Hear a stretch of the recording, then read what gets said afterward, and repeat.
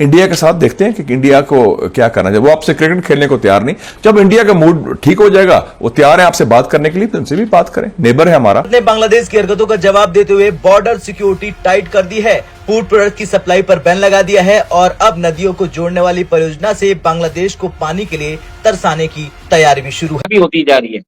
जो आलू अगर भारत से एक्सपोर्ट होता था अगर बांग्लादेश को, उसकी कॉस्टिंग कम आती थी। अब बांग्लादेश गवर्नमेंट ने बोल दिया कि हमें आलू इंडिया से नहीं चाहिए। We are exploring option from Pakistan से चिटागोंग पोर्ट घूम के आएगा, कितना टाइम लगेगा। अब इंडिया जो है वो मजीद उनको तंग करेगा और ये जो अभी शेख यूनिस साहब हैं, हाँ। इनको मजीद इनका जो तख्ता इक़्तिदार से इनको पलटा देंगे, हाँ, मजीद ये उसको लेके आएंगे। जिस थाली में खाना उसी में छेद करना, ये कहावत शायद बांग्लादेश पर फिट बैठती है। भारत के साथ रिश्तों को सुधारने की बजाय बांग्लादेश ऐसी हरकतें कर रहा जिससे उसकी खुद की जमीन खिसक रही। लेकिन अब भारत ने साफ कर दिया है कि जो हमारी दोस्ती की कद्र नहीं करेगा उसकी हालत ऐसी कर दी जाएगी कि वो सोने के बदले खाना खरीदने पर मजबूर हो जाएगा। इसका सीधा मतलब यही है कि बांग्लादेश के पास पैसे नहीं है। बांग्लादेश के फॉरेन एक्सचेंज रिजर्व खत्म हो रहे हैं। जैसे आपने भी बताया था कि tax to GDP ratio one of the lowest in the world है। इसका मतलब ये है कि वहां की जनता टैक्स ही नहीं भर रही है। तो और जब गवर्नमेंट के पास रिसोर्स ऑगमेंटेशन के लिए पैसे नहीं रहेंगे तो क्या करेगी? एक्सटर्नल डेब्ट लेगी। एक्सटर्नल डेब्ट के साथ कंडीशंस आते हैं, आपकी सॉवरेनिटी छिन जाती है, आपकी economic policy will become subservient to the creditor nation. तो अब ये होगा कि बांग्लादेश के जो लोग हैं they will be serving Chinese president indirectly. ये सिचुएशन आपने जो बताया है खराबी होती जा रही है। जो आलू अगर भारत से एक्सपोर्ट होता था अगर बांग्लादेश को, उसकी कॉस्टिंग कम आती थी।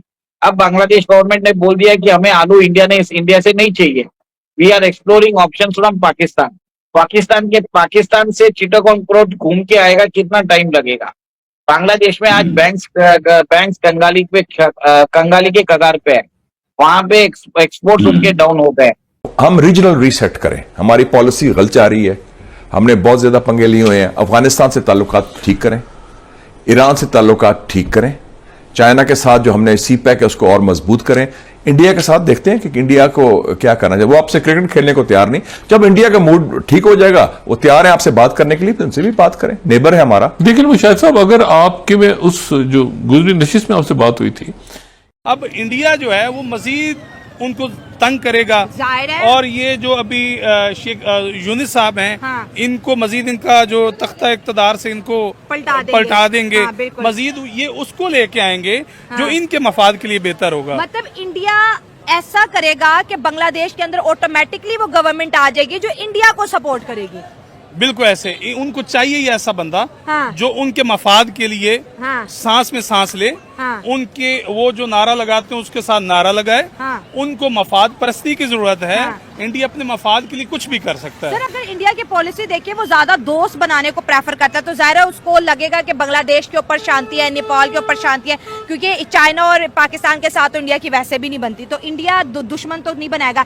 लेकिन इकोनॉमिकली इतना प्रेशराइज इस वक्त बांग्लादेश हो चुका है कि मुझे लगता है कि अगर मोदी साहब मोहम्मद यूनुस से मिलने का फैसला कर दे तो यूनुस साहब तो पैरों में बैठ जाएंगे, जो हालात हो गए हैं बांग्लादेश के। मोदी साहब फैसला मेरा ख्याल नहीं करेंगे, लास्ट टाइम रिजेक्ट कर दिया था कि नहीं मिलना यूनुस से। मोदी कभी भी नहीं उनसे मिलेगा, हाँ। और यूनुस साहब को घर ही जाना पड़ेगा सच में, रियली इसको, हाँ, हाँ। उसकी क्योंकि जहाँ वहाँ की जो स्टैब्लिशमेंट है, हाँ। उनको भी वो बंदा चाहिए जो इन्वेस्टमेंट लेके आए, हाँ। उनकी वजह से तो अभी जो यूनुस साहब हैं, जो उसने अपने डिसीजन लिए, जो फैसले किए, इस तरह तो जिस तरह ये अडानी साहब हैं या और लोग हैं, ये तो अपनी इन्वेस्टमेंट निकाल लें तो फिर बांग्लादेश में रह क्या गया? कुछ भी नहीं। बल्कि बांग्लादेश में हमारे पाकिस्तानी लोगों ने काफी इंडस्ट्री बनाई है वहाँ पे, हाँ। तो इस तरह तो बांग्लादेश में क्राइसिस फैलेगा, मजीद वहाँ पे तबाही का शिकार होगा। भारत ने बांग्लादेश की हरकतों का जवाब देते हुए बॉर्डर सिक्योरिटी टाइट कर दी है, फूड प्रोडक्ट की सप्लाई पर बैन लगा दिया है और अब नदियों को जोड़ने वाली परियोजना से बांग्लादेश को पानी के लिए तरसाने की तैयारी भी शुरू है। भारत ने बांग्लादेश को उसकी हरकतों का जवाब देने के लिए कई कदम उठाए, जैसे कि फूड प्रोडक्ट्स पर बैन। जी हां, भारत ने बांग्लादेश को आलू, प्याज और दूसरी खाद्य सामग्रियों के एक्सपोर्ट पर रोक लगा दी। इसके चलते बांग्लादेश में फूड क्राइसिस इतना बढ़ गया है कि वहां के स्मगलर्स अब सोने के बदले भारत से खाने पीने की चीजें ले जा रहे हैं। अब बात नदी जोड़ो परियोजना की करें तो भारत ने फैसला किया है कि 30 नदियों को जोड़ने वाली एक बड़ी परियोजना के जरिए बांग्लादेश को पानी की सप्लाई पर लगाम लगाई जाएगी। इससे न केवल भारत में पानी की सप्लाई बेहतर होगी बल्कि बांग्लादेश में पानी की भारी कमी हो जाएगी। तो बांग्लादेश से बढ़ती स्मगलिंग को रोकने के लिए भारत ने बॉर्डर सिक्योरिटी टाइट कर दी है। हाल ही में बीएसएफ ने एक बांग्लादेशी स्मगलर को गिरफ्तार किया जिसके पास से 4 किलो सोना मिला। बांग्लादेश की आर्थिक स्थिति पहले से ही डगमगा गई है। फूड प्रोडक्ट्स पर बैन के बाद वहां के बाजार में आलू और प्याज जैसी बुनियादी चीजों की कीमतें आसमान छू रही। अब स्थिति ये हो गई है कि बांग्लादेश के स्मगलर्स सोने के बदले भारत से प्रतिबंधित फूड प्रोडक्ट्स की सप्लाई करवा रहे हैं। अब अगर भारत ने अपनी सख्ती जारी रखी तो बांग्लादेश की अर्थव्यवस्था पूरी तरह से तबाह हो सकती है। भारत की सख्ती के आगे बांग्लादेश की हालत इतनी खराब हो गई है कि वहाँ के लोग अब सोने के बदले खाना खरीदने को मजबूर है। बिजली के पैसे देने के लिए नहीं है उनके पास। अदानी ने 1500 मेगावाट का जो प्लांट का जो एक्सपोर्ट करते थे बिजली, उसको 500 मेगावाट कर दिया है। त्रिपुरा गवर्नमेंट को बांग्लादेश $135 करोड़ 135 करोड़ देना बाकी है। आसाम के लोगों ने बोल दिया कि हम उनका चक्का जाम कर देंगे, हमने उनसे कोई ट्रेड ताल्लुकात नहीं चाहिए। बांग्लादेश के जो पेशेंट्स हैं वो अभी कलकत्ता में they can not take medical facilities also. यहाँ तक छोड़िए कि इवन ममता बनर्जी जो हमेशा हितैषी रही है बांग्ला पीपल की राइट के, उन्होंने भी बोल दिया कि नरेंद्र मोदी गवर्नमेंट को कि आप यूएन पीस कीपिंग फोर्स भेजिए बांग्लादेश में। और उन्होंने भी यह बहुत ज्यादा क्रिटिसाइज किया है जिस हिसाब से बांग्लादेश के रिटायर्ड जनरल्स ने बोला था कि हम उड़ीसा, झारखंड, बंगाल को ले लेंगे 4 दिन में। तो एक एंटी इंडिया सेंटिमेंट बहुत बन चुका है। Bangladesh was pretty balancing ties between India and China. वो चाइना से भी इन्वेस्टमेंट ले रहा था, इंडिया से भी कंसेशन ले रहा था। इनफैक्ट इंडियन गवर्नमेंट ने बांग्लादेश की टेक्सटाइल इंडस्ट्री को सपोर्ट करने के लिए यहाँ पे बहुत सारे टैक्स कंसेशन हटा दिए थे। कांग्रेस सरकार ने 2012 में ये डिसीजन लिया था और उसी पॉलिसी को एनडीए गवर्नमेंट ने भी परस्यू किया। और आपको मालूम है कि शेख हसीना के रहने से इंडिया बहुत ज्यादा इन्वेस्टेड था और उन्होंने बहुत सारे कंसेशन प्रोजेक्ट्स दिए थे, वहां पे बहुत सारी एड दिया था और एक तरह से भारत ने बहुत ज्यादा कंसेशन देके रखा था बांग्लादेश से। बांग्लादेश में एक इकोसिस्टम बनाया था डेवलपमेंट का।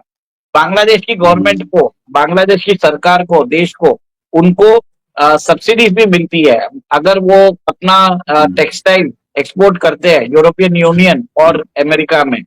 तो इसके कारण उनको ट्रेड एडवांटेज भी मिल रहा था। It became the second largest exporter of textiles after China.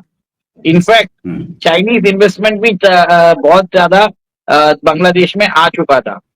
Sir, आपको जान के आश्चर्य होगा कि चाइना ने $3.2 बिलियन बांग्लादेश में इन्वेस्ट कर दिया था और आज की डेट में देखा जाए तो चिटागोंग पोर्ट उनके हाथ में। तो उन्होंने जिस हिसाब से बांग्लादेश को डेट ट्रैप में फंसा रहे हैं और इसी के संदर्भ में आपने देखा है कि आपने मुझे जो बताया कि $600 मिलियन का एडिशनल लोन उन्होंने एशियन डेवलपमेंट बैंक से अभी गुजारिश की है। तो बांग्लादेश की आर्मी को भी इंडिया की इन्वेस्टमेंट चाहिए ही चाहिए। वो तो पहले भी कर रहे हैं और मजीद भी करेंगे। तो फिर इंडिया के खिलाफ नारे क्यों लगाए थे, जिसका इंडिया को आपको देखिए बड़ा दुख है कि भाई हमने इनको पाला, हमने इनको हर चीज दी, वीजा दिए, इनके ऊपर इतनी हमने जो है नवाजिशें की और बदले में इन्होंने इंडिया के खिलाफ नारे लगाए, बदले में इन्होंने गद्दारी के नारे लगाए। जिस तरह एक छोटे से बच्चे को वालिदैन पालते हैं, हाँ। तो कल को वालिदैन के सामने उठ के खड़ा हो जाए तो वालिदैन बर्दाश्त करेंगे। हाँ, वो तो उसको देश निकाला देंगे, उसको घर से निकाल देंगे। तो अब इंडिया भी वही उनके साथ कर रहा है, उनको अपनी औकात पे ला रहा है। और चाहिए इनको कि अब भी ये होश के नाखन लें और इंडिया बांग्लादेश से ना ले। इंडिया से नहीं बल्कि किसी कंट्री से भी ना पंगा लें, हाँ। क्योंकि अभी उनकी इतनी इकोनॉमी स्टेबल नहीं है कि वो अपने पांव पे खड़े हो सकें। तो आपको क्या लगता है कि ये जो एहतजाज है ये जल्दी रुक जाएंगे या फिर अडानी साहब फिर कोई इनको मोहलत दे देंगे? नहीं, ये अडानी साहब जो है इनको अब मोहलत तब देंगे जब ये चले जाएंगे।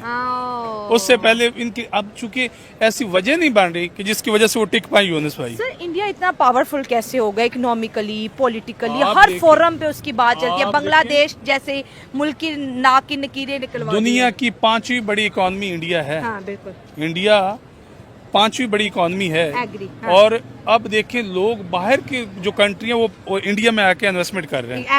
एग्री क्योंकि उन्होंने अपने जो लोगों को टैक्स फ्री मतलब कुछ टैक्स में छूट दी है, और अपना उनको बिजनेस का मौका दिया है कि आए आप इन्वेस्टमेंट करें, हम आपके लिए हर लिहाज से आपके साथ खड़े हैं। और वहाँ की इन्वेस्टमेंट, वहाँ पे लोग जाके इन्वेस्टमेंट कर रहे हैं उनका। तो नमस्कार दोस्तों, वेलकम टू केवी पॉलिटिकल। दोस्तों, आपने हाल ही में जो वीडियो देखा है, इस वीडियो के मायने यही है कि पाकिस्तानी मीडिया और के भारतीय जर्नलिस्ट एक बात को दोहराते हुए दिखाई दे रहे हैं कि बांग्लादेश के हालत अब काफी ज्यादा खराब होने वाले हैं। क्योंकि बांग्लादेश की जो मोहम्मद यूनुस की जो गवर्नमेंट है, जो कि हमें सबको पता है यूएसए की एक पपेट गवर्नमेंट है, जो यूएसए ने स्टेब्लिश करी है बांग्लादेश के अंदर। वहां के रेडिकलाइज लोगों को काफी ज्यादा यूएस ने प्रोविडेंस दिया है और वो लोग काफी सामने आकर भारत के खिलाफ बातें कर रहे हैं। इंडिया के पड़ोसी पहले से ही सांप बराबर है, जिसमें पाकिस्तान है, चाइना है, और अब बांग्लादेश के साथ भी रिलेशन खराब होने की स्थिति में है। जबकि भारत इतना पावरफुल देश होते हुए भारत के किसी भी जनरल मेजर या किसी भी पॉलिटिकल व्यक्ति ने ये बात नहीं कही कि हम बांग्लादेश को खत्म कर देंगे या बांग्लादेश को तोड़ देंगे। बात केवल बांग्लादेश की तरफ से की जा रही है। वहां के आर्मी ऑफिसर कह रहे हैं कि हम भारत के बिहार, पश्चिम बंगाल, ओडिशा और असम जैसे स्टेट को मिला के एक यूनाइटेड बांग्ला बना देंगे। ये बात बांग्लादेश को कहते हुए समझ में नहीं आ रही है कि एक शेर के सामने चूहे की क्या मजाल, शेर के सामने हाथी की क्या मजाल। दोनों आप आंसर ले सकते हो। इंडिया 2 मिनट में लगेंगे और पूरा बांग्लादेश खत्म करने की पावर रखता है। इंडिया नहीं चाहेगा कि हम युद्ध में जाएं और पाकिस्तान के रेडिकलाइज लोगों को और बांग्लादेशी लोगों को एक साथ आने का मौका दें। लेकिन अब पाकिस्तान के नक्शे कदम पे चले बांग्लादेश को कोई समझाए तो ही समझ में आए। ऐसे में इंडिया ने अब फैसला किया है कि जो बांग्लादेशी जो इलीगल तौर पे भारत में भरे पड़े हैं, उन्हें उठा के बाहर फेंको। और ये काम शुरू कर दिया गया है और बांग्लादेशियों को उठा के बाहर फेंका जा रहा है। साथ में ही बांग्लादेशी बॉर्डर पर कई जिहादियों को ठिकाने लगा दिया गया है। मेन स्ट्रीम मीडिया इसको कवर कर नहीं रहा है, लेकिन अंदर के सोच से खबर पता चल रही है कि अब इन लोगों का काम तमाम करने के लिए इंडियन आर्मी भी तत्पर है। इन्होंने सारी हदें पार कर दी है। इलीगल तौर पे इंडिया में कई बांग्लादेशी घुसपैठिए बैठे हैं और वो भारत की इकोनॉमी को एक दीमक की तरह खाने का प्रयास कर रहे हैं। ऐसे में हम सभी को साथ आना चाहिए और बांग्लादेशियों के खिलाफ एक मूवमेंट जारी करना चाहिए। जय हिंद।